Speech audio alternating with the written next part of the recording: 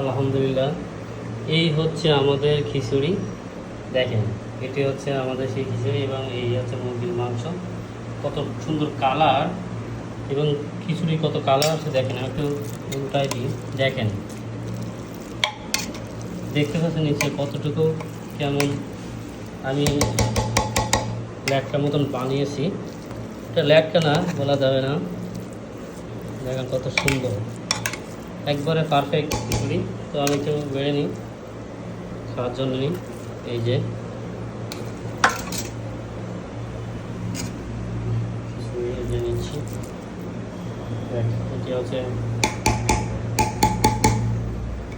আমাদের খিচুড়ি, আরেকটু নিই, এটা শেষ। এই আমার খিচুড়ি রান্না কমপ্লিট, খাবো। তো লেবু নিই, এই যে মুরগির মাংস নিব। এই আমার খিচুড়ি, মাশাআল্লাহ অনেক সুন্দর হয়েছে, আশা করি ভালো লাগবে অনেক।